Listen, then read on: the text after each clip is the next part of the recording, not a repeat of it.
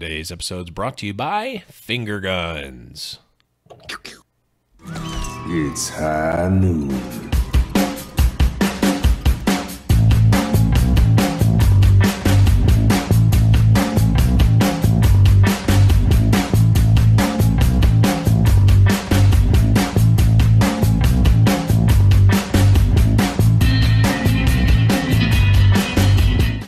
Hello, everyone, and welcome to High Noon Podcast, the competitive Overwatch podcast. I am your host, Blevins. With me, as always, is Deathblow. What's up, buddy? Not too much. It's a great day for Overwatch conversation. I'll say. Oh, I'm very man. excited about this episode. Big week for both of us. Yes. Whew. Boy, does it feel good. Not so great a week for A. Smith, but we'll definitely have plenty of time to talk about that. He's not alone either, so he's got some True. Misery loves company, and he's got plenty of it. He has plenty of it. But let's start off with some... I'm like completely dead now. The coffee wore off. I'm like, I'm completely deflated. No, some housekeeping. So we got a lot of stuff. Obviously, we are on a like very stringent 3 days straight of recording into 4 days of Overwatch week, and I actually would have it another way of more days of recording and more recording, but right now we're at about peak capacity. We can probably squeeze some more. So for all intents and purposes, we're at peak capacity. We are firing on all cylinders and still looking to improve all the way. So some of the stuff we have, of course, is the audio match ticker, which you're actually going to hear live in here because why would I go through and read everything live when I've already recorded it with awesome music?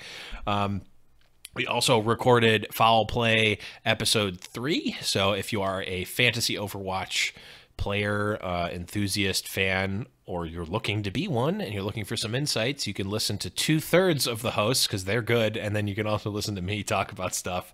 I have some decent points. I'm just not good at the game yet. You ask good questions. That's the value you bring to that show. Yes. And I think people who may be too afraid to play because they think they're going to be too bad need not fear because I'm right there. I'm going for a perfect season in multiple leagues. We also have, of course, our top 10 plays of the week, and shout outs to Moire, aka Peggy, for those, for putting that together. Another really great job. This one was a particularly good one. We got a lot of good plays on that. And if you haven't listened to it yet, last week's episode of Around the Payload had the reuniting of Deathblow and I Play Games, former teammates, in the competitive Overwatch scene, as well as the reuniting of Hexagrams and ZP, the legendary caster duo of the Gosu Gamers Weeklies. I like that me and I Play got first billing there. That sounds right. Definitely the bigger duo of the two. Yes. I mean, definitely. I mean, any duo that includes you, Death, is going to be the bigger duo because you're just the biggest person. Fair. The end. Fair. But yeah, we also, of course, still have a couple different giveaways out there. We've got our Pick'em League, High Noon Pick'em. You can go over there to highnoonpick'em.com. We are one of the featured leagues. Go there. I'm still just going to say it. If you haven't joined yet, go ahead and jump in there. You probably still have a chance. Maybe not. I don't know. But it's fun to play along anyway.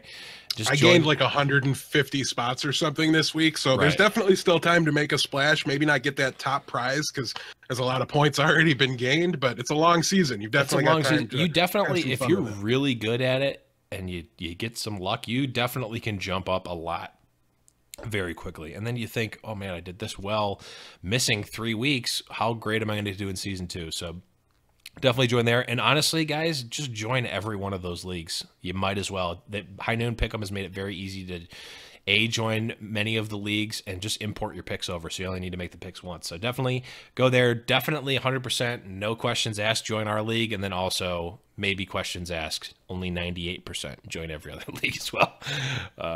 And then, of course, we have our Stage 1 giveaway, which is the pinned tweet on our Twitter. Go there, enter through the normal ways you like follow on Twitter, on Twitch, all that good stuff. You can get entries there, and we're giving away a jersey and some other cool prizes. We're giving away all sorts of stuff. I'm not even going to go through it. You can... Time's running out on that one, so get in quick if you haven't yet. Exactly. Yeah, so let's move on to what did we do last week, Death? Anything fun and exciting for you? Oh, I had a perfect week last week. My boys went 2-0, flipped the script on their week 1 performance, and I literally went 12-0 undefeated through the pick'em this week. So got every single match correctly from week 2. Really, really happy about that. And we had so many good matches this week that it was just a phenomenal week of Overwatch. But as you said, my what did you do last week section, as long as the regular season is going on, will feature nothing other than Overwatch because that's all I have time to do. But yeah, it was a great week. Obviously, really excited about Houston, and I'm sitting at 11 right now in Pick'em. So I'm making a run for those prizes I'm not allowed to win. That's for sure. Yeah, you definitely can't win them, but I don't know if you can deny the No, you definitely can't deny the prize. We're giving it away. Don't worry. If I end up in the prizes, we'll just bump everybody below me up one and give them. That's not true. We'll roll dice. No, I'm kidding. We probably will just bump everyone up. But yeah, so for me, I went to a hockey game, a Sabres game. That was a dumpster fire. Man, it was like they lost, I think, 5-1. It was like watching the Dallas Fuel. Oh, too soon, Hey Smith? Too soon? Okay. But yeah, we'll just say the Cleveland Browns then instead. Right. Oh, yeah. We'll spread the digging out across the High Noon podcast staff. But I went to that. I went to a Shakespeare play. I actually went to the same Shakespeare play twice. It was great. And yeah, so that was that. But let's move along. Enough about me. It's all Overwatch all the time. I feel like that's all we ever do. That's all I ever do, and that's all I ever want to. I'm so I literally get depressed on Sunday. I'm like, man, Overwatch is over. We have to wait all this time. But let's move right along to, of course, favorite segment of the show. Overwatch Today, meme of the week. That, of course, is the meme of the week. Not brought to you by Overwatch Today. I mean, brought to you by, but not created by. We got another one from the actual Overwatch League. And I think these ones are going to probably get a little bit of an edge just because it's funny, because they probably shouldn't be throwing memes in there. They should probably be doing professional stuff, but so it's even funnier when they get them. But we got one of those little Overwatch League official stat tickers, and it says Oasis's cars have now killed 3 players so far in stage 1. 2 of those deaths have been Taimu. So a true statement. It's just like, we didn't need to know that. The number of car deaths now, though, is at 5. Just to do a little stat correcting here. This is a slightly outdated meme. But nonetheless, I think this is an awesome prop bet. Number of players dead to cars on Oasis is just probably the best prop bet I've come across yet for Overwatch League. So excited to see somebody use that. Yeah, if it was a thing that we could put on Winston's Lab, I would definitely throw that in there for some extra points. But let's move on. We got a little bit of Overwatch League related news, and we're not going to go too deep into this because I'm sure everyone has, and even we have on past shows. But XQC banned for stage 1. If you want to know what happened, go on Reddit, go on Twitter. It's very easy to find the whole details of that. We're not going to get too much into the weeds of it. But we've said it before, and I stand by it. The players need to act more professionally.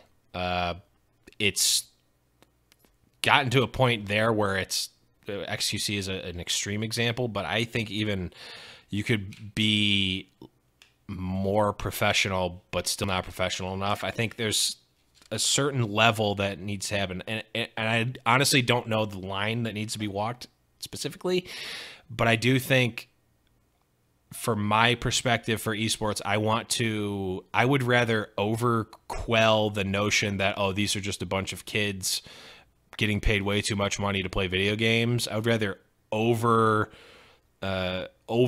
squash it. Yeah, over squash it by having them act more professional, and then also add in their own, personality, flair, personalization. I mean, you don't get to watch LeBron James stream his practice. That's just not a thing you do. Whereas for Overwatch League, you do, essentially, not their actual scrims, but when they stream, that's part of them.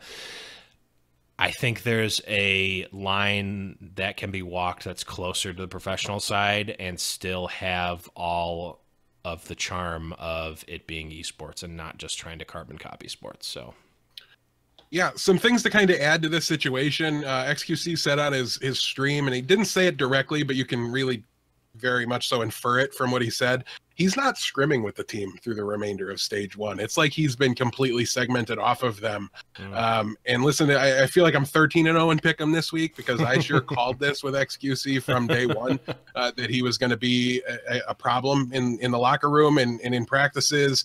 And here we're seeing it. Like, he just can't get out of his own way. I think it's really worth noting that he's banned until the moment the acquisition window opens up. So I have a theory that Dallas is going to do what they can to help him while he's under contract, and then part ways with him at the end of the stage. I think they can use it. That's the brutal thing about it, right? Is that I think they could really use his skill set and his player pool and his talent. He just can't get out of his own way. He can't find a way to help this team. And it's not doing them any favors right now, given where they sit in the standings. It's a really bad time as an Overwatch player to be locker room cancer and to be organizational cancer. And not as bad as you might think from that statement, but that's just a known that's a known phrase, you know, the Terrell Owens, the Michael Vick type of player. Like, there's still people that if Michael Vick was playing would not go see those games. And that's fine if you're a multi-billion-dollar sports franchise that's been around for 25 years. It's not as okay when you're a brand new sport, you're a brand new team in that sport, you're not the number one team in that sport. Like, there's it right now. If I were a player and in terms of outside of the game, I would obviously be promoting myself and doing my thing, but I would be playing my cards much closer to my chest, because for a lot of these teams, winning the championship's not the number one, not the number two, not the number 10 thing on their mind. It's making sure that you're still a business in 10 years or 2 years or 5 years. It's not all about, oh, well, I'm so good, they need me. It's like, it doesn't matter if they win this year or next year or the next 5 years. They need to make sure that they're still a company and that the sport is still a sport in 5 years. So doesn't really matter how good you are. That's how the players and coaches think, is we have to win now. That's our goal. We want to win in the first season. Organizations have to think bigger, and the organization is who makes these decisions. Sponsors and the potential future sponsors, and et cetera, ad nauseum. But that's as much as we're going to give it on this episode. We'll talk about it more on Around the Payload, I'm sure. And it's also been talked about by everyone and everything, including XQC as well. So, follow it at your leisure. We're not going to indulge it anymore here, mostly because we've got more stuff to talk about, and let's move right along into the week's matches. It's tournament talk.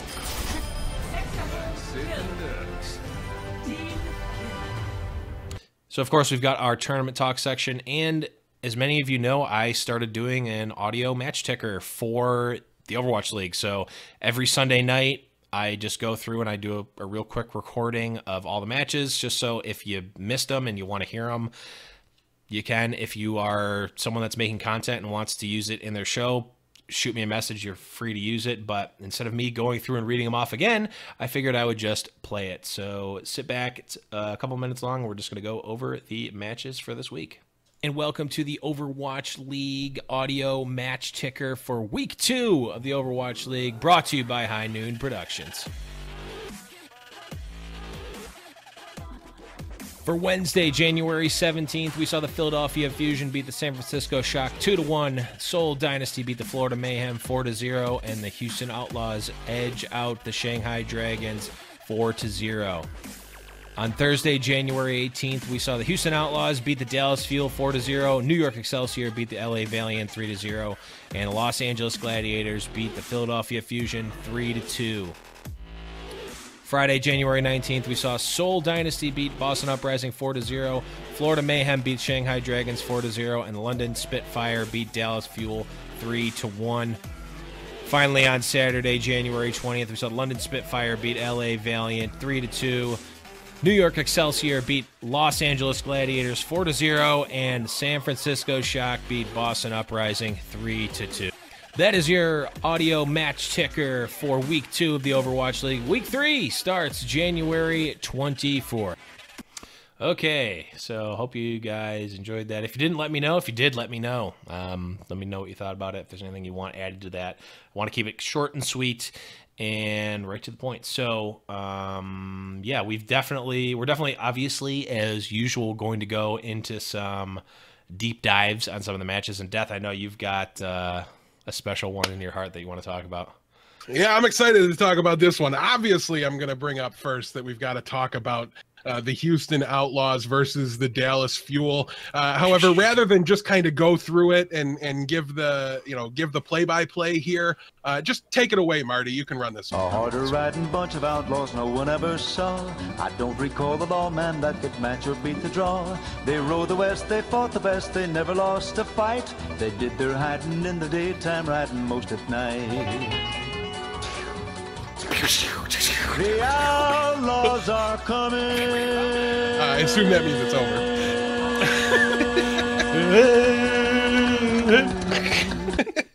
So had to have a little fun with that one. Obviously, we're not going to be going into detail about a 4-0 stomp here, but I have to take my little shot here. Listen, I got some hate messages for picking the Houston Outlaws over the Dallas Fuel this week.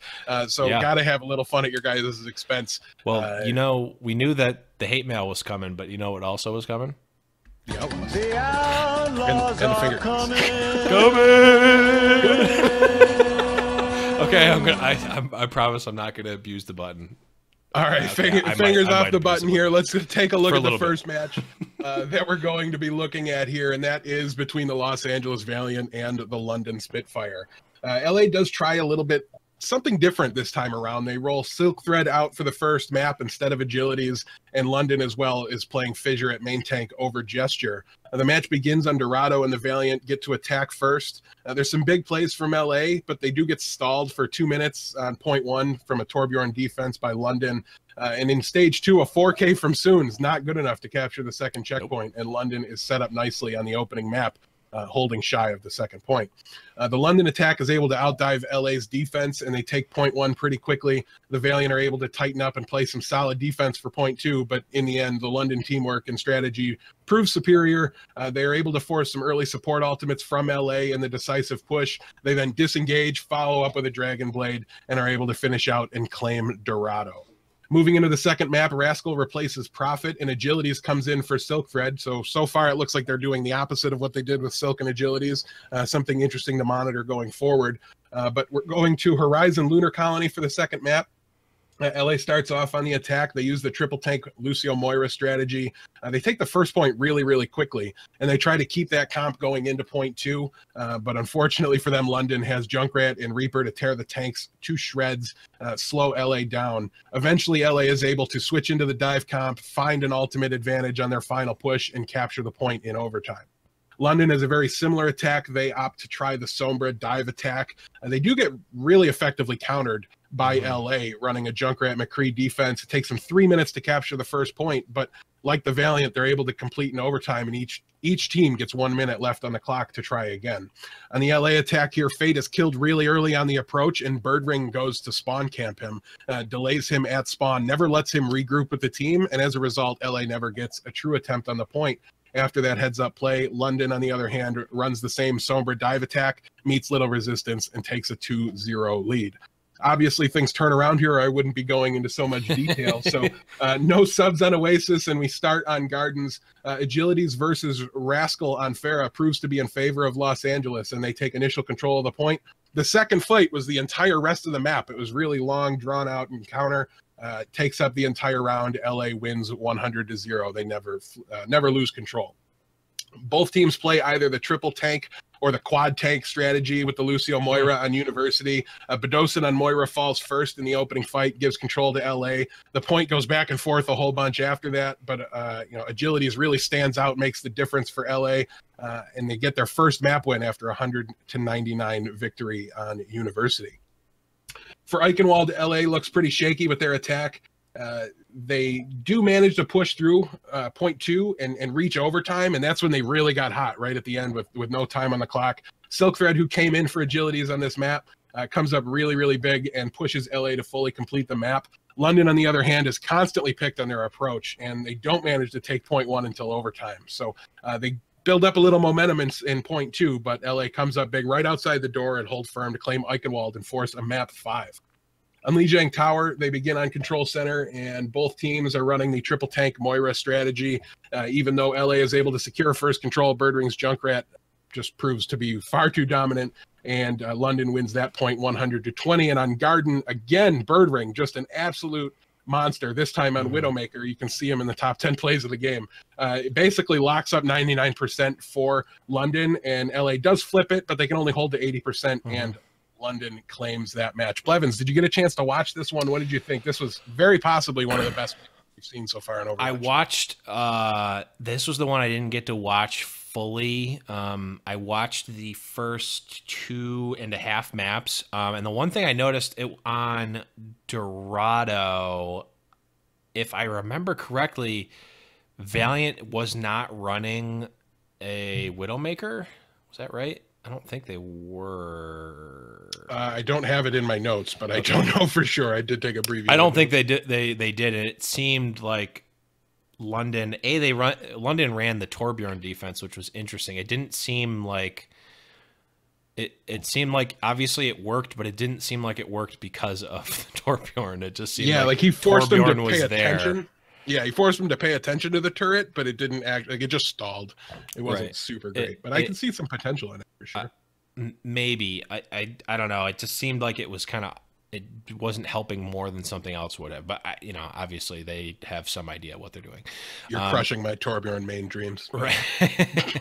And Mangachoos, but it seemed really like the Widow play on the side of London really kind of cracked open, like really flipped it in their perspective, in their favor, more so than anything else from the few matches that I saw.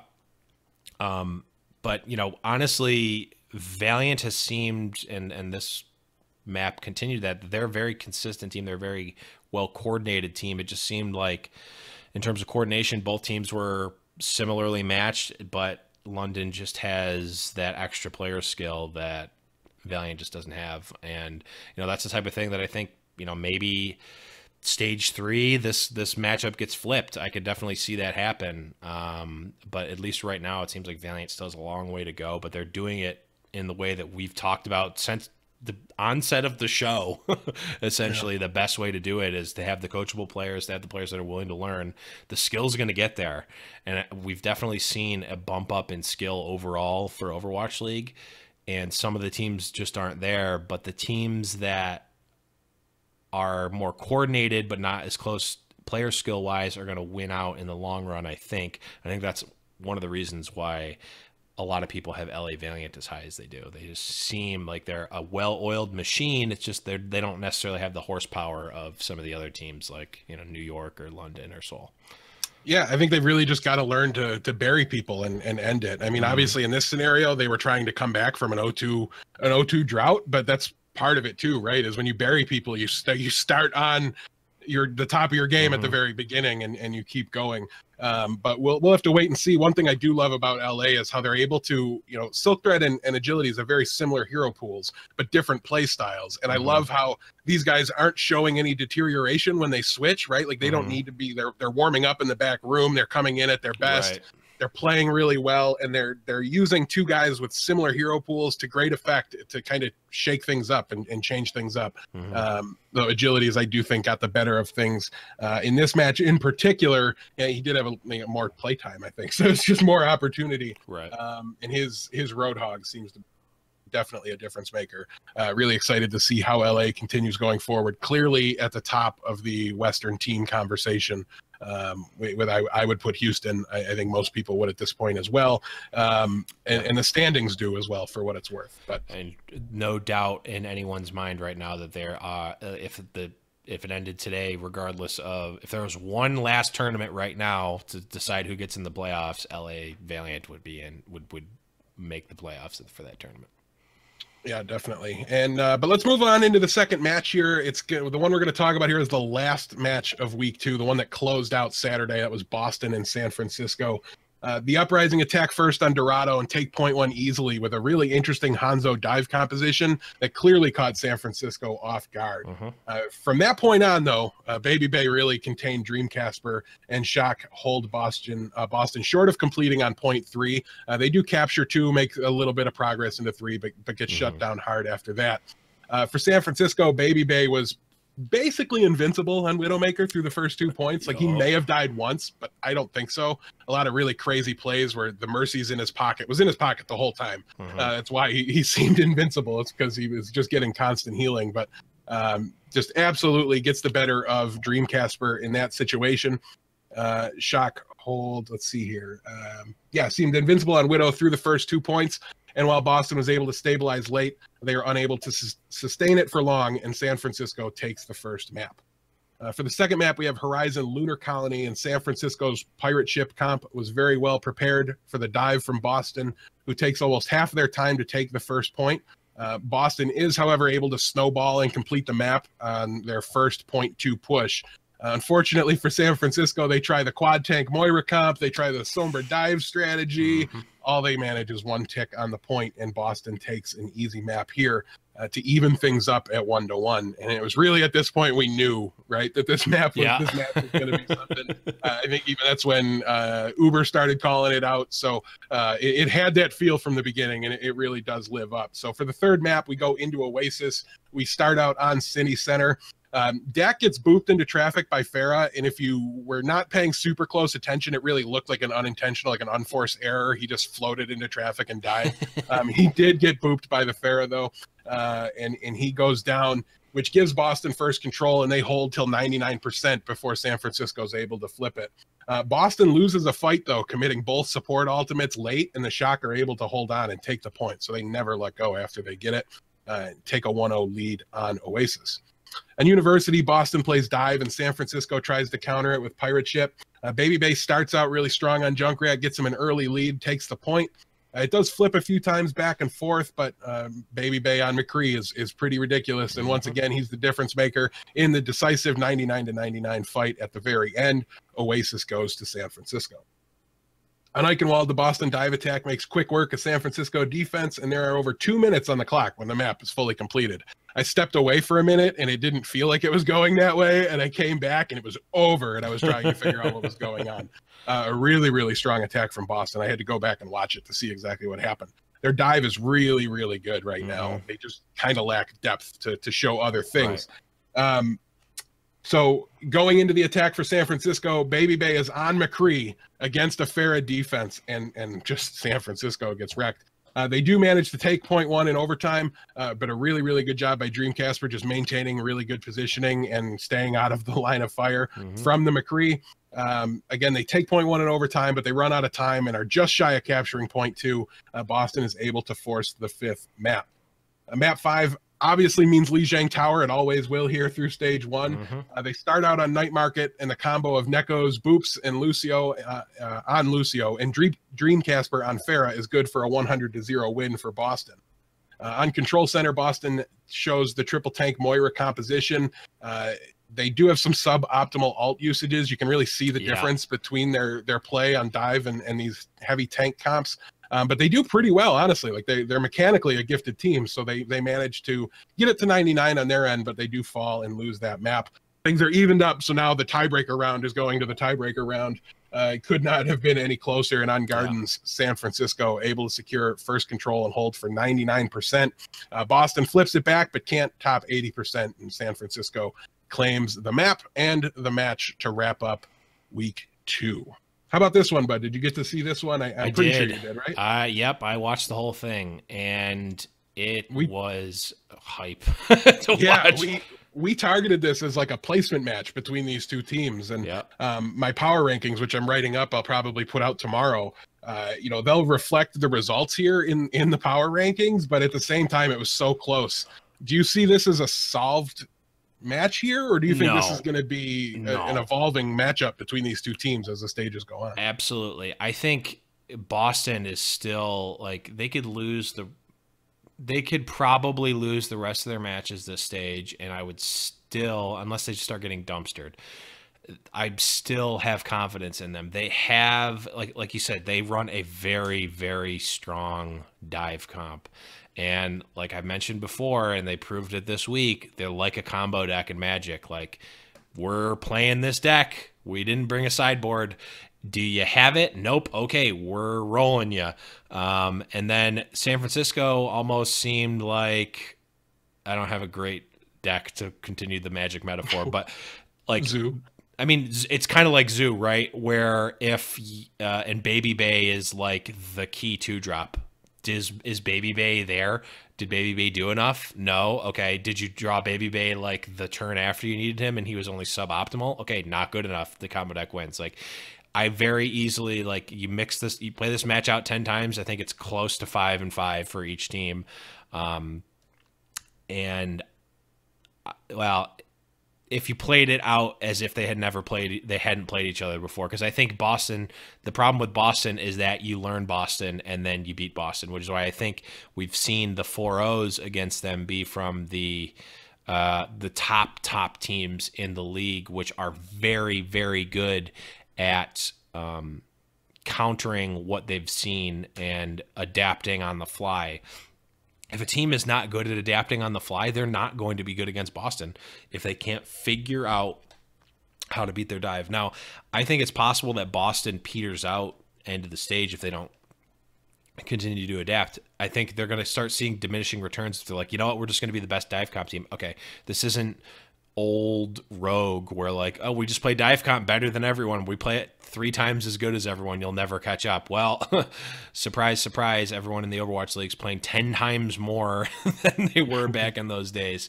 So there's going to be diminishing returns on perfecting dive comp. They need to be able to step outside of what they are doing or what they've done and branch out and at least have something passable as an alternative, because they play against New York. If they play against New York again, they play against Seoul again. Those teams are going to actually, any team is going to be looking at tape. Okay, we just need to, stop Dreamcasper here because we know he's going to be doing this and we know he likes to go this route. Let's stop him and then done.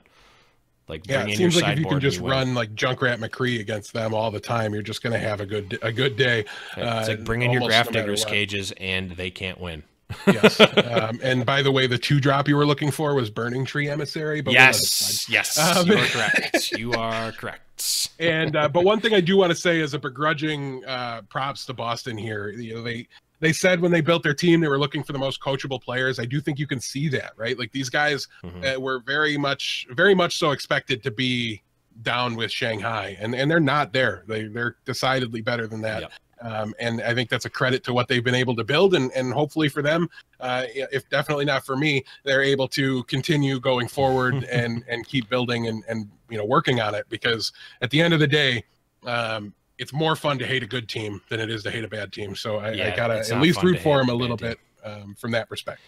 Yeah, I'm just wondering, when are we going to start seeing Note? When are we going to start seeing the other members of the team? Because I think maybe that's the unlock for their other comps. And I'm guessing those players are playing in scrims. Maybe they're just not ready to bring it out, or maybe they've set a goal of, we're just going to do dive really, really well until the meta changes, and then we'll do something else really, really well. We'll come out with a bang and then go.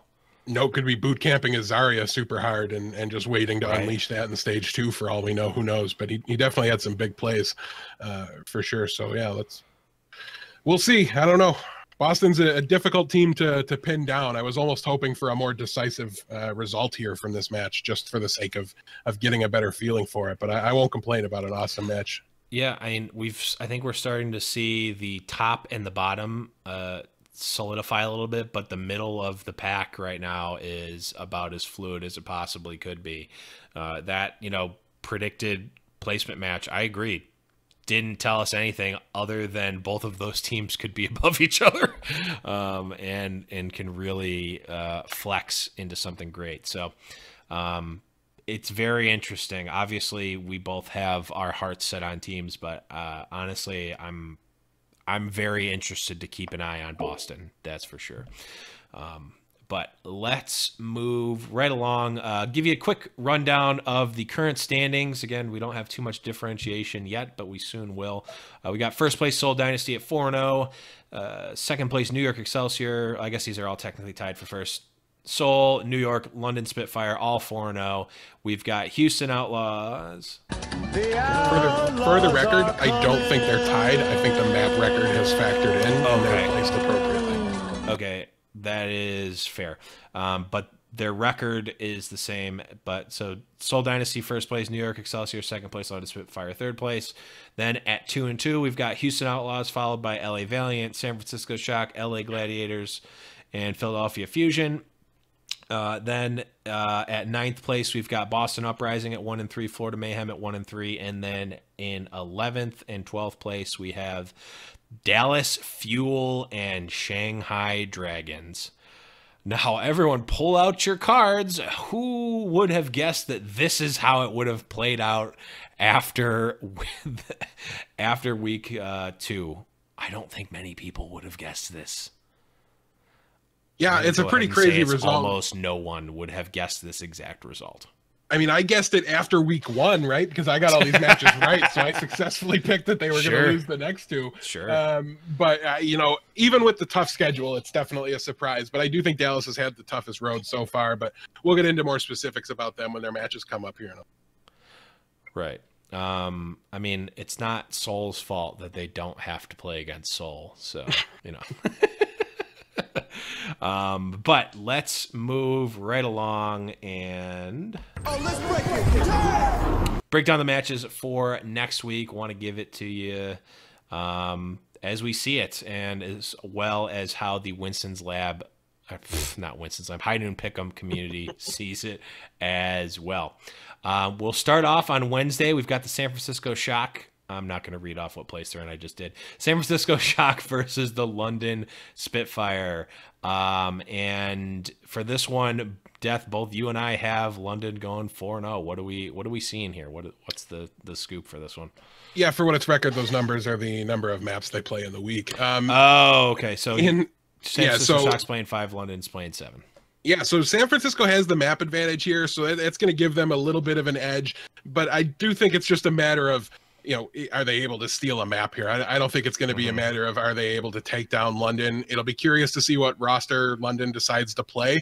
They've done a little bit of experimenting now. I think we can expect the DPS swaps to be kind of a constant regular thing going forward. But I'm very curious about the Gesture Fissure conversation. The fact that they're working him in makes me think you might see some more play going forward. Like you said, I'm going to take London in this one 4-0. But what I'm most interested in watching is how does Baby Bay look against top tier, truly elite DPS players in Bird Ring, Prophet, and Rascal.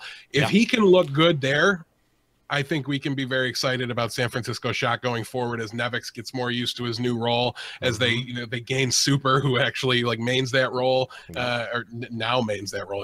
He was a main tank before, now he's going into off tank. But so I don't know. We're just looking for signs of life from San Francisco in this one, and if they can make it a game and keep it compelling and keep it from being a complete landslide, I think that'll count as a victory for them. But yeah, it was across the board, we both take a 4-0, and the fans are 99% sure that London takes this one. Yep, it's San Francisco just needs to show signs of life here in order for it to be a victory. Agree 100%. And I also agree with the Baby Bay comment. Is Baby Bay actually as good as he's shown and his fantasy points have shown? Is he able to win Widow duels against top tier Widows? Is he able to win Pharah duels, et cetera, et cetera? We're going to see that, and I could very easily see it be a landslide, but I'm kind of hoping that we see some life out of Shock. Wouldn't bet on it, but I'm kind of hoping. But speaking of not seeing life out of things, moving on, we're going to talk about the Shanghai Dragons with 7 maps versus the Seoul Dynasty with 7 maps. Death, is there anything to talk about here? There's the fact that I think we're going to see Kuki in for Miro. I think we're going to see Guido in for either Toby or Jae Hong. I think we're going to see Weekeed in. Basically, I think only Fleta is kind of a guaranteed play. I don't expect them to ever take him out throughout the entire event or throughout the entire season. I think they want him to be the MVP. I think they're going to give him every opportunity to win that honor. So we'll have to wait and see exactly what goes on as far as the Seoul Dynasty lineup. But I will say, until Shanghai can hit the acquisition period and until some of their players that they're targeting and looking at back in China turn 18 and can join this team, they're going to be in some trouble going forward. And as a standing note for all Shanghai matchups, just imagine I said, please put Dia on Widowmaker, so there's at least something fun to look. Right. It's not even that Shanghai, like, if you look at just the mechanical skill of the players, honestly, Shanghai really not super bad. Now, they're not top tier by any means, but like there's just times where they just look sloppy and like really, really evidently sloppy, like more so than any, like I vividly remember, though I don't remember what team they were playing against. It might have been Mayhem. It was definitely Mayhem.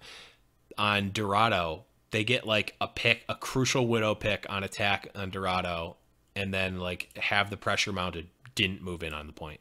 Point one. Yeah, they just don't go anywhere.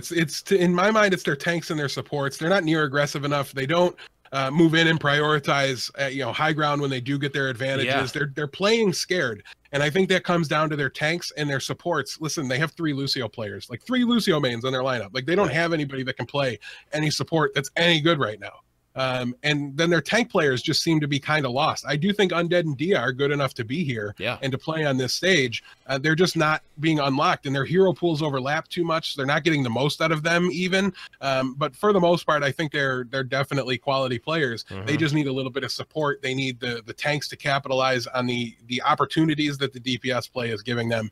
And as I said, for the love of God, Dia might be one of the better Widowmakers in this league. Let's see it.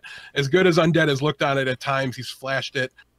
Dia gave Soul a run for his money in the preseason. Yeah. Like he had plays and they made good progress when they had Dia on the Widowmaker. They showed it briefly last week. I'm hoping they give it more of an extended trial.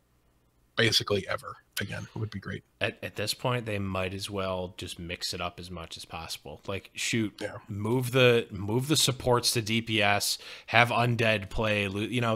What does it matter? You're not getting lower. Try something, honestly. Hopefully with the acquisition period, they're going to be able to do something to breathe some life into the team. Because honestly, like I don't like seeing this. It's not great to watch. It's not great to watch. It's not great for the players. It's not great for the league. Like I want to see them succeed. Honestly, I mean that honestly. And the fans, I think, kind of lowballed it with this one, with only 99% for Soul on this one. It seems pretty locked up. Everybody's taking a 4-0. I'm sure. I'd be very surprised to see any other score, no matter who Soul plays. I can't imagine. Whoa. Let's not get ahead of ourselves with 4-0 for everyone that Soul plays. No, like whoever they play in their lineup against Shanghai. Whoever their opponent is. Okay. Yeah, like there's no lineup. We've got some words, if that's the case. But let's move on. We've got LA Gladiators with the cross city rivalry versus LA Valiant. Gladiators 7 maps, LA Valiant 6 maps. And Death, I know you are kind of in the minority on this one, though. Your picks don't lead me to believe, but you're a little bit higher up on Gladiators than most people. I am. I love what LA has been able to do with their minimal roster swaps. Both of these teams are LA. Gladiators. I love what the Gladiators have been able to do with their smaller, more limited roster. They've done a good job. They're not showing me that triple DPS that I thought really was their signature move and their signature composition from the preseason. I want to see that more. There's a reason they're not doing it, but at the end of the day, they looked good doing it, and I want to see them go back to it, at least at some point, maybe against a lesser opponent, something like that. Get some tape for it, I guess, that you can review and really refine it. But I think this is a really close match. I do think LA Gladiators match up well against the Valiant. I don't see this as a big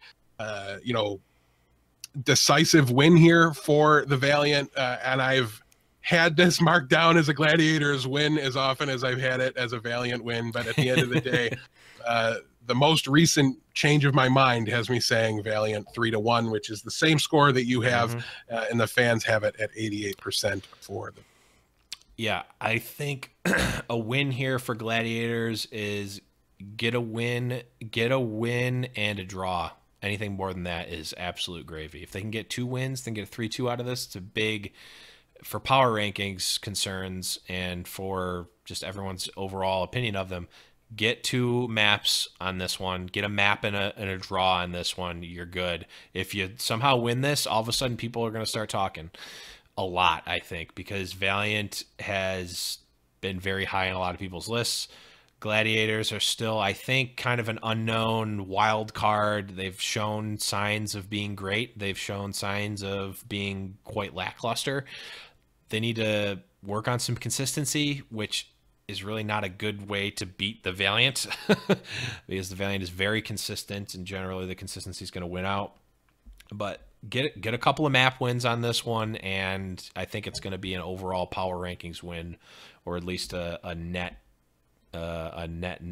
neutral for them moving into the following weeks. But yeah, if you're behind in Pick'em though, I'm not 88% sure that the Valiant take this one. It's definitely an opportunity for you to gain some ground if you're pretty far back. At the end of the day, the main, like if the Gladiators had fewer maps in their map pools this weekend, I think I would have definitely taken them to win this one. But there's a 1 map advantage here, a 1 fewer map to prepare for the Valiant, so they're gonna get. Yeah, I'm definitely not 88%, but I'm closer to probably 65 to 70% on Valiant for this one. Probably close 70-75% Valiant on this one. Although I wouldn't fault anyone for flopping this one for strategy purposes. So consider that if you need the points or if you're looking to go against the grain for a couple of picks this week. But moving on to Thursday, first match of that day is going to be Boston Uprising for practicing for 5 maps versus London Spitfire. Death, what do you got? I've got an easy 4-0 for London here. I'm again, this is going to come up a lot when we talk about Boston. I'm on the overall lower on them than a lot of people are. The fans do tend to lean in my direction here. There's 96% in favor of London as well. I do think Boston's good enough that London's not going to go crazy with their rosters. I don't know. We talked about them maybe doing it versus San Francisco. So at some point they're going to make some switches. It's not just going to be, the same 6. I think those days are done for London. Week 1 was probably the last time we only see 6 players, but we're not going to see, if there's a clear decision here about which tank is better for them, I think we'll see that tank, for example.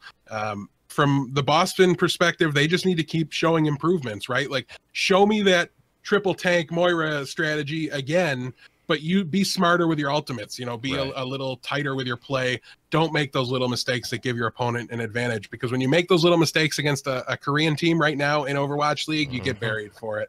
The maps here are in favor of Boston. They have 5 on the week. London has 7. That's going to make a difference in close matchups, though, not in ones where the gap is a little wider. So yeah, I'm taking London for them. Yeah, I'm picking London, but only at 3-1. I still think Boston has the capacity to beat any team for 1 map. I think they have the capacity to do it. I think London Spitfire is more likely to be the type of deck that has cards that are just naturally good against the combo deck in their deck, if that makes sense. Main deck. So I think that London Spitfire just can and will adapt on the fly, but even with that being the case, I still think Boston can take a map off of anyone. If they take anything more than that, actually, if they even get the 1, it's going to be a win for them, unless they get completely slaughtered the rest of it. And if they get anything more than that, it's going to be a huge win. And I think if they get, if it's 2-0, 2-0 can be no, it can't be 2-1 can be a score. Yeah. If the score's 2-1 somehow, I think it's a huge ripple in the power rankings, honestly. 2-1 in favor of Spitfire, not even talking about if Boston wins this, which would be absolutely insane. For what it's worth, 2-0 is a possible score category. But since we're going all in on these Magic references in this episode, again, like it's a year and a half ago, you're basically saying that London has Shadow of Doubt in their main board, so I like it. Yeah, they have Shadow of Doubt in their main board, or like one one of those like 2-drops that's randomly good against graveyard decks. I love the number of people right now that are like, what are they? What are you even talking about? But I like the like 2 people that commented afterwards and were like, yes, I love that you called them a combo deck. I'm like, we're doing it for you, man. We're doing it for you and for us because screw everyone else. No, JK, I love you all. But moving on, we've got Philadelphia Fusion with 8 maps versus XL with 8 maps as well. Death, what do you got here? Yeah, so it's a little brutal for this week that New York has to play all 8 maps, but nonetheless they do. Listen, I don't think this one's. I'm shocked. I'm more in favor of NYXL in my predictions here than you are. I'm giving it 4-0 to New York. I don't care what they do with Pine. I think they could win this one 4-0 with just Libero. But again, I tend to, and sometimes it does bite me, definitely. But when you look at a team like Philadelphia, who's been really streaky and really inconsistent so far in Overwatch League, their one performance so far against a Korean team was an absolutely one-sided whitewashing here. So I'm going to say the same thing's going to happen again. Philly with a lot of maps to prepare for, I think are going to handle it less effectively than New York under the same conditions. Give me New York 4-0. Blevins, who do you got? And obviously I'm picking New York here, but I got them 3-1, and it's just because I can't think that Carpe Shadowburn won't get a map against anyone. It's a possibility. Honestly, I think my gut, it's hedging, I think, just because I don't want to be too confident with it, even though that's like my trademark for XL. I know XL's going to win. 5-0. Well, I mean, against a team like the Houston Outlaws, yeah. But okay, I'm not going to press the button. I said I'm not going. We just do finger guns when we want to press them. Yeah. But yeah, I think Carpe shit. Like if Striker and Dreamcasper can get a map off of XL, Shadowburn and Carpe can potentially get a map. I don't want it to. I want them to win 5-0. And yes, I know that that's not a possibility. I want them to win 5-0, but I don't know. I'm hedging here a little bit at 3-1 for XL. And the fans are 95% in favor of New York Excelsior. But going from my team, of course, to your team, Death, we've got Houston Outlaws with 6 maps versus Florida Mayhem with 7. What do you got? I mean, I think we all know what I got on this one, 4-0 for the Houston Outlaws. They beat better teams by that same exact margin last week. They've been, I mean, granted, you know, obviously Dallas is in a tough place right now. They didn't play Taimu against Houston. There's a lot that we can talk about in that matchup, and we would if it was a little bit closer of a result. But, you know, Houston has looked dominant so far, right? Part of the reason Dallas is having problems is how badly Houston was able to counter them and dismantle their strategy. I don't care which 6 people Dallas roll out on Junkertown. I would expect them to take the first point. I would expect almost anybody to take the first point on Junkertown all the time. So Houston has a decided advantage here. I think they might be the best Junkertown team in Overwatch League. That's the map they beat New York on, and it wasn't even particularly super close. I mean, New York was in the map, but Houston won it decidedly. So I think they might be the best Junkertown team. They do play Junkertown here. They've also got Horizon Lunar Colony in the map pool for the easier of the 2 matchups on the week. So their best 2 maps are against this team, and I think Florida is going to be broken by the time we even get to Control, and I'm expecting Houston to continue coming on hot and strong here, and just kind of take another 4-0. And listen, we've talked about how important the maps are. And I think when you look at the standings, you see that right now. Houston was 0-2 last week and are now in 4th place in the standings because when they lost, they took maps. They were competitive. They haven't been 4-0'd. They haven't been 3-0'd. They've always been able to take maps. And then when they've won, they haven't dropped a map. So they're showing what can happen in the standings when the maps work out. And I expect them to keep the ball rolling here. 4-0 for Houston. Yeah, I'm going to go with a 3-1. Again, it's a little bit of a hedge here in favor of Houston, of course. I think there's at least an off chance that Florida runs hot off of their win, granted against Shanghai. But, you know, Florida took a map off of Spitfire. They can take maps. It's just, are they going to be able to put something together that's good enough and that's malleable enough for a team that is very good at flexing onto other strategies and adapting? Are they going to be able to do that versus Outlaws? I doubt it, which is why I've got Outlaws winning this one. But if you can take a map off of Spitfire, you can take a map off of almost anyone, and they're coming off of their first win. Maybe they've got a bit of confidence going into it. I'm hoping for it. Even though I've been burned so many times by Florida Mayhem, I still going back to that well. in my heart of hearts, I still am rooting for him. But it's 3-1 in my book, and the fans have got it at 98% in favor of Houston. Golf clap for the fans. So if nothing else, The Outlaws are coming. okay, I had to press the button one more time.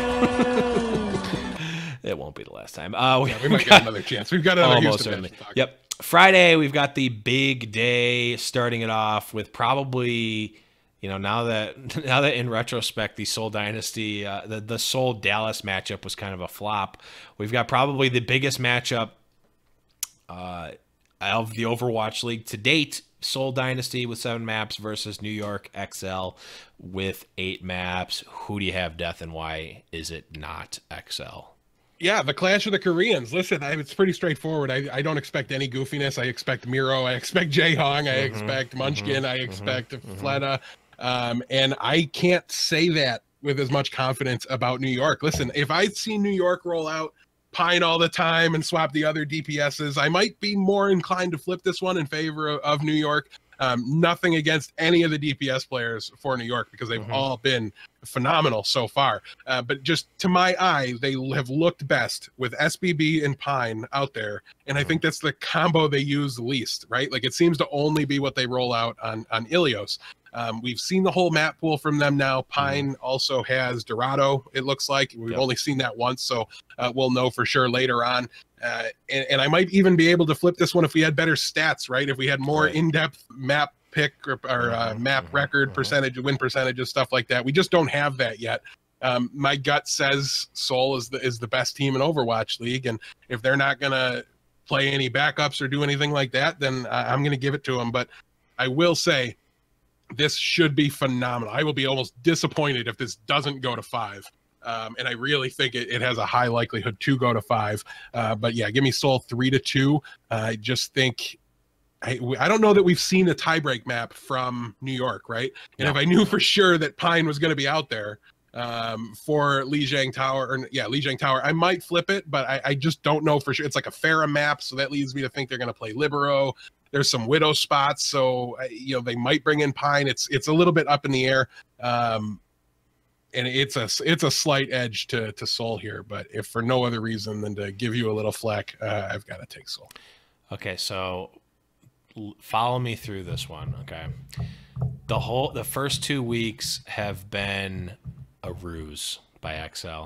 Okay, there's a reason they haven't been playing Pine. Of course, you could play Pine and win 4-0 the whole time. Yeah, you could. Sure, anyone could do that. Easy. But when you come to a match that you have to win in order to be crowned number 1, you want to have your best foot forward. So I could see them playing a lot of Pine here. I could see them playing the lineup that they think is the best. Now, I also think that they possibly might not have done that specifically to hide the strategies against specifically Seoul, because they knew the schedule going into it. You knew that, honestly, there probably weren't, there's not been anything nearly as close as this match is going to be. Even if you think the Outlaws XL match was going to be closer than it was, it's not going to be as close as this one.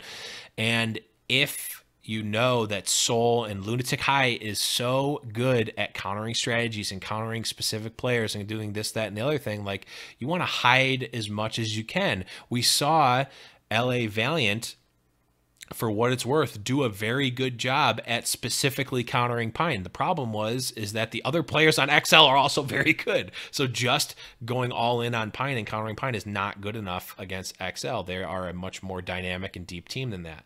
I could see, honestly, all 5 maps being played by Pine. I could see that not being the case. I could see, like, even just in what you said, where it's like, we're not going to see anything crazy out of Seoul, and we're not sure what we're going to see out of New York. I see that as an advantage for New York, because that means that Seoul is going to be less confident in what they're going against. When both teams are very, very top level, you can make arguments for different players over different players, but both teams are at a very high level. I think the uncertainty is going to be an advantage for this match rather than a detriment. I think at bare minimum, you've done a phenomenal job of convincing yourself. I sure have. Yeah, like I said, I mean, I can't argue with what you said because it's too young. We just don't have the data. Right. It would be a perfectly viable strategy, and honestly, it would make me a lot more confident in New York going forward if they were seeing the same thing I was out of their DPS play. And listen, their coaches got to be smarter than me. But to me, it's like night and day that the best that they're at as a team is with that DPS combo. As good as they are without that DPS combo, right. They just seem to be phenomenal. I mean, and one thing you didn't mention is I do think that the decisive factor in this match has a decent chance to not be Fleta versus Pine, not be Fleta versus the DPS of New York, right, but to be Zunba versus Meko. Yeah. And if that comes down to be the case, I think advantage NYXL there, because Meko has been lights out so far. Yeah, I mean, and also the Jonek versus Jaehong is going to be an interesting one as well. Yeah, that'd be good too. It's going to be crazy. I mean, I know who I'm picking for that one, but it's going to be a slobber knocker, as they say. But what I will say is that if XL comes out this week and just plays Pine the whole time, every single person's like, oh, I get it now. Just saying. Excuse me. Let's move right along. Well, before you go, if there's ever been a matchup where I'm not sure that the fans have the right percentage here, they have Seoul 91% in this matchup, and this is very, very close to a coin flip. So if you are behind, side with Blevins on this one. Like I'm in 11th right now, so I get to play, you gotta play conservative. And let other people make mistakes and just kind of maintain. If you're behind and you want these prizes, take this underdog because they're not a 9% likely to win this one. Right. They are 49% likely to win this one. Right. It should be a great match. The clash of the Koreans and the battle for LA in 1 week. If you're getting these odds at the gambling ring, 100% take XL on this one. You're getting great odds. But moving on to a less close match, or at least many people think. We got Shanghai Dragons with 7 maps versus Fusion with 8 maps. Death, is there anything for this? Anything to talk about? No, there's not. We've talked. Well, we're not going to keep repeating ourselves over and over again about what's going on with Shanghai. It's just going to be brutal for them for a while. So yeah, I've got Philly 4-0. You've got Philly 4-0. The fans got Philly 98%, and they're too low. They should up that to 99% or 100 if they can get it there, which I don't think is possible. But yeah, at 98%, you're too low on Philadelphia here. Yeah, no additional comments needed, at least not until Shanghai gives us a reason to put additional comments in. Then we've got Dallas Fuel's first match of the week with 7 maps versus San Francisco. Shock, Death, what do we got here? Listen, Dallas came back in a big way, right? After they benched Taimu, they came back. They played against, I believe it was London last week, and they had a really, really close match. They went to, I don't think it went to 5, but I think they lost 3-1.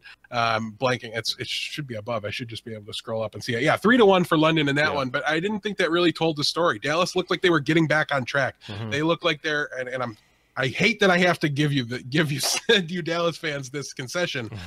I'm not worried about them, really. In all honesty, they need to win 3 in stage 1 to be okay, right? We talked about that panic button, that panic button win total that they have to have. So we want to see them at 3 wins by the end of the stage, and for what it's worth, one of them I think is going to come here. I don't expect to see Taimu benched. I think XQC gone is going to help stabilize some of their issues with subbing too much. Hopefully Harry Hook just plays 100% of the time. We can get back to Harry Hook and chips. But yeah, I think assuming they do that, and listen, I'm okay with them bringing Siegel in. I think he's been downright good for them. He's been very when good. They've been able to bring him in, almost a highlight. Custa's been pretty good too, honestly. Cust has been good, but just when your synergy is off, I think you need to reset your supports back to what you've played with for however long. And if they decided to just sit Siegel for a while and not bring him in, I'd be completely fine with that too, because as good as he's been, their issues aren't in player skill. They're not in the comps they're playing. They're in the roster they showed up to play against Houston with wasn't good enough, and their teamwork and their cohesion hasn't been good enough. We got some glimpses into their comms while they were playing in their match. Way too quiet. Like they're just not talking when they're I think losing. that's why you have to play Siegel though, because he is the player coach. He is the in-game leader that they can use. I mean, the problem being that he doesn't play heroes that are conducive to being a good shot caller, but I think he, like, outside of in-game skill and play, like either he or Taimu or someone needs to step up and be that backbone of the team, regardless of player skill, because they all have the skill. Right. For what it's worth, those bad comms we heard during the broadcast, Siegel was out there for him. I think he's still getting acclimated to the team and the roster. It was, and it was late into that match when they had already been demoralized. Like, okay, I get that. Like, being the guy that's overly peppy when you're getting crushed is not necessarily helpful. The way you bring him in, the way you bring Siegel in and use him is you put Taimu on the Roadhog so that you still have your off tank covered. And I think that's a really effective way for them to do it. It lets them take Mickey out, who I think has proven to be subbable, right? Like, as good as he is and as solid as he is, I don't think he's the star of their team. He's just everybody's favorite because of his personality and how bubbly he is and how cool of a guy he seems like he is. Like, who doesn't want to go? He's not old enough to drink, right? So we can't take him to a bar, but we could take him to dinner or something like that. Like, I've never had Korean barbecue, but I would definitely go get Korean barbecue with Mickey for sure. So I don't know. Dallas, to me, I have him 4-0 here. I expect them to come back in a big way. I believe I don't have it in front of me to verify 100%, but Shock doesn't get to play on Dorado in this match. So if I'm correct on that, I don't see any reason why San Francisco would take a match. I think that's their best map. Take a map. I think I said match wrong incorrectly there, but I'm going to give it to Dallas 4-0. I expect them to bounce back hard in some soft matchups here. The first one against San Francisco. Who do you got? I've got Dallas here. I've got them at 3-1. I think it very well could be a 4-0 if they come out and they come out really strong, and that also I think would translate into a victory in their next match. However, again, I'm hedging here. I think that Dallas is going to get the victory, but I don't necessarily think they're going to come out as strong. They very well could. I could be wrong here. That's fine. But I guess maybe I just hedge too much on these. I always think they're going to get, the other team's going to get at least one map, right? I don't see Shock as that bad of a team, and I still I'm of the mindset of let's have Dallas prove that they're going to do it rather than I know they need to, and if they don't, they're screwed. Let's see them do it before I give them the 4-0 here. For what it's worth, the fans have Dallas at 80%. So, and also, side note, Korean barbecue is the greatest thing ever. It's literally a grill as a table, and they bring you infinite meat that you cook on the table while you're sitting with everyone. It is literally the greatest thing ever. Well, let's go as soon as we're done recording. I'm down. I don't know if there's a Korean barbecue in Buffalo, but I don't think there is. That's why I've never had it.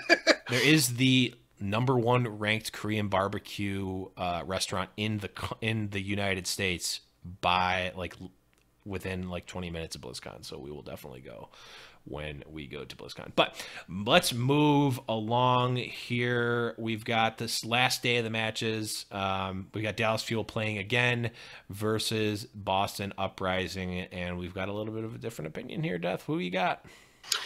Yeah, so Dallas does have 7 maps to Boston's 5. Both of their opponents have two fewer maps to study for the week, and as a result, I think Dallas needs to be focused on the matchup in front of them, right? They need to be locked and loaded on the San Francisco Shock. They need to flip the script and get that win. So they're going to probably tilt their preparation a little heavier towards the San Francisco Shock end.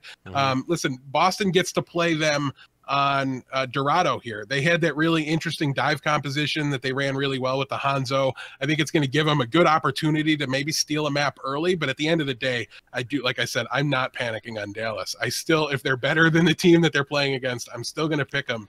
And just infuriating as it is for all you Dallas fans, I just think Houston's the better team, and that's why I picked Houston. So, we're going to take a look at it as, basically you all get to change this after you see them play against San Francisco. But for right now, assuming I'm right about what happens in San Francisco, Dallas will be hot. Boston will take a map. Like you said, their DPS combo, their dive is good enough to get it together on one map. I just don't see them being able to take Dallas in a best of 4. So give me Dallas 3-1 here. Yeah, and this is another one, again, if Dallas crushes San Francisco Shock, I'm not picking this result. If Dallas, if Dallas looks good and they're back in the groove, I'm not picking this result. However, I'm just going with the full narrative here. Dallas is going to be shaky but still win against Shock, and I think Boston has the type of team that they come off very strong very early, and that is not conducive. If they get a quick win, honestly, I think whoever gets the first map win of this match wins the series here. I've got Boston 3-2. I think that Dallas has the potential to come in cold or shaky or just not nearly as strong as they need to be off of their record, and they're in a must-win situation. That doesn't mean that they're going to, though. If they lose, if they lose against San Francisco Shock, I'm picking a 4-0 for Boston. But for here, I'm picking Boston 3-2. I think Boston comes out strong. Dallas can fight back, but I'm just, Boston is a good team. I don't think they're necessarily as good as Dallas, but there's enough things leaning against Dallas and leaning for Boston that it's a possibility. And for what it's worth, the fans have Dallas at 76% here, but it is the closest margin of the week in terms of the teams playing against each other. So I don't know. This is one, it's kind of a dark horse pick, but I'm picking Boston here. Yeah, I could definitely see it, especially after we've seen how Dallas handles the San Francisco Shock. Those teams are clearly right in the same ballpark, right? So, I think they're different teams. They have different strengths and weaknesses. So it's not crazy to pick, Dallas, like you've done. You've picked Dallas to beat San Francisco but lose to Boston, even though San Francisco beat Boston last week. Like that doesn't always add up and line up. And no, it's not the transitive property where like, oh well, this team beat this team, therefore they're going to beat the other team. It's like that's not, right. Yeah. So don't read too much into that. But the only other thing I want to say about this is what Houston did in their matchup against Dallas was they laid out a blueprint, and that blueprint was how to erase effect from the game. Affected nothing the entire time. He was almost a liability throughout the entire match against Houston, and it'll be easier to protect him and keep him going when they're playing with Harry Hook and Taimu instead of the subs they used in that match. But nonetheless, all these players are not in the best mental state right now. So any little bit, like you said, if Boston does come out and win the first match and Dallas was shaky against San Francisco, then this becomes a heavy favorite for Boston. So definitely one to keep an eye. Yeah, definitely one where I'm basing this a lot more on momentum than anything else. So keep that in mind if you have the chance to pick it after the San Francisco Shock match. I would definitely base your pick on that. But we are going to stay true to what we pick here. So, moving on, second to last match of the weekend, we've got LA Valiant versus Florida Mayhem. Death, what do you got? LA versus Florida. Listen, this is probably not going to be that close, and the fans do tend to agree with me on this one. Valiant even have the map advantage, right? They've got 6 maps to prepare for to Florida's 7. I don't know the specifics of this map here, but anytime Logix has to play on Tracer, the map pool forces him on there. I think Miami. Florida is at a massive disadvantage. He's just doesn't have it together on that hero at the moment. So I'm going to give this one to the Valiant 4-0. I'm buying them being, not quite as good as everybody thinks, but not so bad that they're going to struggle or have any issues against a Florida Mayhem team that is in panic mode right now. So 4-0 for Los Angeles. Yeah, I've got Valiant at 3-1. Again, same exact reason why I gave him a map before. If they can take a map off of Spitfire, they can take a map off of Valiant. The one reason I might think about not giving them the 1 here is that Valiant is such a consistent team that Mayhem might not be able to get anything off of them. Also, every single week that goes by, the fact that Florida Mayhem literally cannot change up their lineup gets worse and worse and worse for them as more and more film comes out, especially if they're not mixing up their play on specific maps. I haven't studied the specific map play style for Florida specifically, but if they're not changing stuff up, honestly, like, it's going to be atrocious for them the more games in until they get something that they can switch up, or they just switch their play style up, which I know is definitely hard to do. But the fans have Valiant at 99%. I hate most 99%, but this one's probably pretty close to right. Maybe a little bit high, but I probably wouldn't bet against it, honestly. But moving on to the last match of the weekend, we've got LA Gladiators versus Houston Outlaws. Death, what do we got here?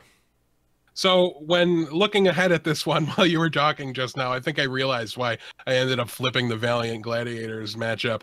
And that's because I do think Valiant and Houston are very, very close to each other as far as skill goes and as far as strength of the team. So if I give this one to or if I give that one to LA, then I need to be seriously worried about this one as a Houston Outlaws fan. Right. Yeah, if I give this one to the Gladiators, I need to be worried about this match as a Houston Outlaws fan. But Houston has the map advantage. They don't get to play Junkertown. They don't get to play Horizon Lunar Colony. I think that's good enough to give LA a map here. But Houston's just so hot right now. And if I'm right about them coming out and 4-0ing against Florida, then they're still going to be really hot going into this match. And I think that will carry them through. We've seen good performances from them on Anubis, and Anubis was maybe a little shaky. I don't know. They played it against New York, so everything's going to be at least a little shaky when you play against a team that good. But we've definitely seen good Dorado performances from them. That one map that might flip could very well be Anubis. I am not very confident on that one as an Outlaws fan, but on the overall, I do think Houston has a slight edge here. But this one is close. I don't want to give the impression that I'm just, waving my Outlaws flag here. I'm very high on the Gladiators compared to most people. And this one has me not 100% confident. So I'm really excited to see this one play out. It's going to finish the week.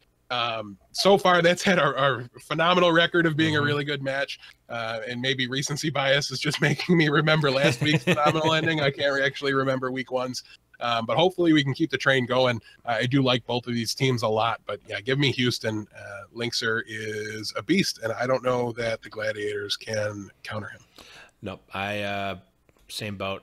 I got Houston 3-1. This is a big week for Houston. It's almost, even though I think most people, ourselves included, put Houston above both of these teams by a relatively decent margin, it's going to be, it's in essence a placement match for them, because this is a week of win the games you're supposed to win and win them good.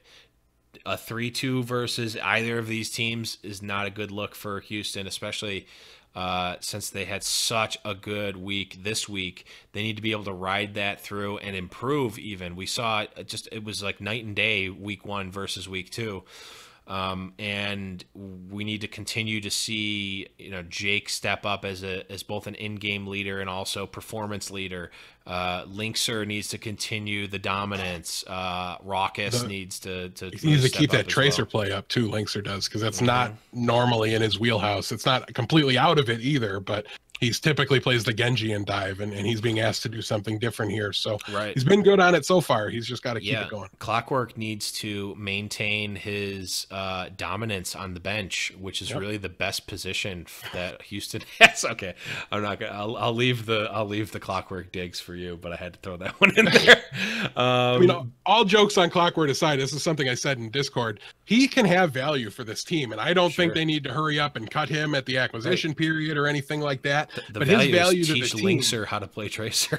Is to be a second pair of eyes and to help Linkser perfect his game, because Linkser's just, at the end of the day, considerably more talented at the moment, at least. But player coaches are a very real thing, and Tyrone can always use the help and can. Any player, if you've ever had another player in a similar role, like I will sit down with other Zenyatta players and watch my scrim footage when I was playing on teams. And it was super. Some of the most helpful VOD review sessions were with somebody else that can dissect what you're doing and accurately give you advice about what it should be. No matter who's better at executing it, a bad player can be a good strategist. Yeah, exactly. If my play dictated how much I knew about the game, I would have been a very good StarCraft 2 player back in the beta. But that's just not what it was. And the fans have Houston at 85% here, so I think it's going to be a pretty decisive one. This whole week, at least based on the pick'ems, is pretty decided. I don't know if it's going to go in that favor, but the lowest percent we saw was 76%. So no real, surprisingly enough, no coin flips in this one, though. I think Seoul, New York is definitely closer than 91%. Yeah, one of them should be pretty close to a coin flip. Yeah. But I believe that's it. I think we got through it. We got through the bulk of it, but I do have an iTunes review here for us that I'm going to read off really fast. Came in last minute, came in today. So nice. Big thank you. A 5-star review titled Simply the Best from, I'm going to butcher this, Hofu Subaba gave us this. That was great. I hope that's how you pronounce it. It's got to be pretty close. But he says, hands down, my favorite podcast. It's funny, insightful, and somehow gets me to love Overwatch a little bit more than I already did. That's basically our mission statement. If we can be those things, we are being very successful. So really appreciate the kind words. Thank you all so much. And as always, if you haven't left us an iTunes review, please do stop over and do that. Please. Hands down, the #1 best thing you can do to help out the show. You can also head over to patreon.com/highnoonpodcast and contribute financially if you'd like. Or just, go out there and become like a retweeting evangelist for us. That's another phenomenal thing you can do. Basically, at the moment, our goal is to reach as many people as we can, as all these fans of Overwatch League enter into the game and are hungry for content. Hopefully, we can be there to provide it for them. So. Yeah, and the community too. I mean, get your friends in the Discord. Like, we have so much good discussion, not even just on game days. Like, the game day discussion is absolutely phenomenal. But during the week, we've got people who are just like, I don't even know, fiends for posting the new stuff that comes out, and like stuff that's like they're watching XQC stream and they have clips of what he just said literally seconds ago. It's like literally faster than the news updates in the Discord. Like I am impressed by everything, and then everything that's ever like relevant at all or big gets posted there. Like everything, like it's so great, and like it's a great it's just a great community. Honestly, I'm not even just saying that because it's mine. Like I literally like this community because of how it is, not because it's the one that we started. If I was not the host of High Noon Podcast, I would be in the High Noon Podcast Discord. And that's for sure. So definitely check that out. And then also one other thing, guys, if you are a listener and you have a Twitter, go follow us at High Noon Podcast on Twitter. We tweet out all the links and stuff, and I'm actually going to start posting more Overwatch League like news stuff as well. So it's not just, a retweet bot and a We're Going Live bot, which I know can be annoying sometimes. I'm going to actually start tweeting out some other stuff so you guys can get some more value there as well. We also have a social media guy now where you're working with Big Fish, Overwatch Today. We have a LinkedIn page. We have an active Facebook page now. Instagram. If there's a social media platform that you want to hear from us on, let us know and we will get on it. Now we have somebody to help us with that. If you want to interact with the hosts as intimately as possible, Discord and Twitter still remain the #1 best ways to do that. But clips of our show, things like that are going to start to show up on the other social media platforms. So if you spend more time there than you do on Twitter, let us know. If we don't have a presence there, we'll make sure we get one. We're trying to reach, like I said, as many people as we possibly can, and you guys can help us do that. So let us know where you're at, and we will put you in contact with our social media team over there. If you really, and I mean, there would have to be a significant number of people that like retweeted a tweet at us that said, we want you to have a Snapchat, I would do it, but I would do it begrudgingly. But I definitely would do it if there was a significant number of people that used it. And I would definitely let Blevins do that. For sure. But that's going to be it, guys. We're under an hour and a half. Wow, this was a quick one for I felt it while we were doing it. I told you guys we'd get our stride. We aim for an hour. We never hit it ever. And we probably never will. But as long as we're coming in under 90 minutes, we're happy. So. Yeah, we're happy. So that's going to be it, guys. do all the stuff that we said to do already. And if you forgot something, you can always check everything out at highnoonpodcast.com. Huge thanks to everyone that listened. We're getting more and more, a little bit more of a trickle onto the Twitch stream for the live show. We always record 7-ish Eastern Standard Time. 7:30 to 8-ish, somewhere in Twitch.tv/highnoonpodcast, and all the other shows that we do, Foul Play, Around the Payload, all that good stuff. Just random streams that we sometimes do, though less often, but we sometimes do over twitch.tv/highnoonpodcast. Follow there. Huge help to us. We are an affiliate, Twitch affiliate, so you can subscribe if you want. We've got emotes and stuff. All that good stuff. Check out everything over at highnoonpodcast.com. But that's going to be it. Huge thanks to everyone that listened live, who's listening in the future, who's listening in the past somehow. Thanks to all the patrons, all that good stuff. And huge thanks to Adam Hullock, who put together the awesome outro music that you're about to hear. But for... Also Marty. Can we hear from Marty one more time on the way out? Oh, we've got it under control. Don't worry, It's going to happen. I just want to know if I got to do finger guns in the outro. You'll know when to do them. But for Deathblow and for finger guns, I am the Blevins, and remember, guys, it's high noon. Got his boots and he put on his hat. He threw the coin away that same day. It's in his past and he's not looking back. He says, finding mine now, God's my way. He's not good, but he sure ain't bad. He'll make amends for the sins that he has. He says, I'll change the world one bullet at a time till I find mine. And a 1, and a 2, and a 3. The Outlaws are coming.